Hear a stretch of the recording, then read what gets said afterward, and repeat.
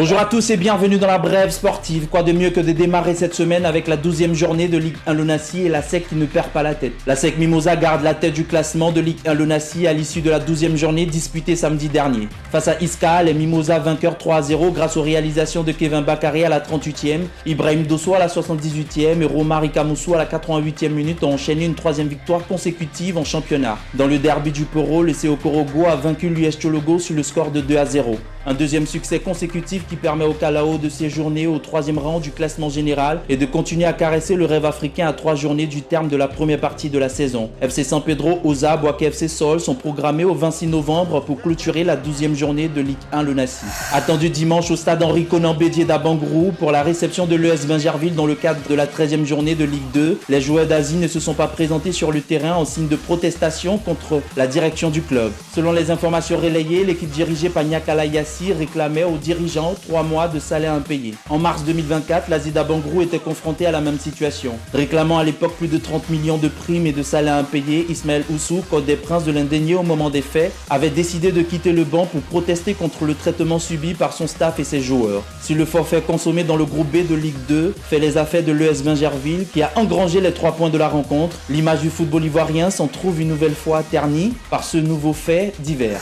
Le FC San Pedro a mal entamé sa phase de poule de la Coupe de la Confédération en s'inclinant 3-2 face à l'USMA dimanche au stade du 5 juillet d'Alger. Les Usmistes ont pris le devant dès la 17e minute grâce à Oussam Gacha. Au retour de la pause, Adem Alilé double la mise avant que dans la foulée, Draman Kamagaté redonne espoir aux Ivoiriens. Espoir perdu à 10 minutes de la fin de la partie par la faute de Sadi Radouani qui a permis aux Algériens de s'assurer leur première victoire dans le groupe A. Le prochain match des Pétrusiens, prévu au stade Laurent Pokou de San Pedro, est fixé au 30 novembre face au Djoliba AC du Mali, coaché par Boudo Mori.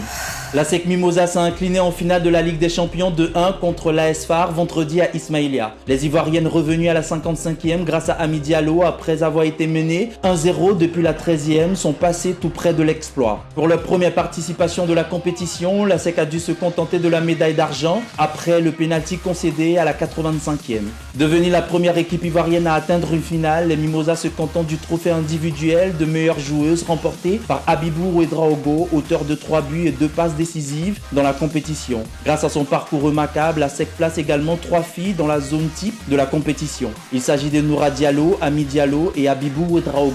Une seule représentante pour la Côte d'Ivoire pour les phases finales de la WBAL 2025. Elle se nomme FBA. Les championnes de Côte d'Ivoire se sont qualifiées grâce à une victoire sur le CSA Strècheville et 2 courtes défaites 63-56 face à Énergie du Bénin et 59-63 devant First Bank du Nigeria, profitant d'un meilleur goal average. Second représentant ivoirien, le CSA Trècheville, malgré sa victoire 57-48 sur Énergie du Bénin, n'a pu ravaler sa lourde défaite 57-37 concédée à l'épreuve de FBA après celle enregistrée vendredi lors de la première journée devant First Bank. Qualifié pour la WBAL qui se tiendra du 5 au 14 décembre 2025, First Bank et FBA représenteront la zone 3 au Caire.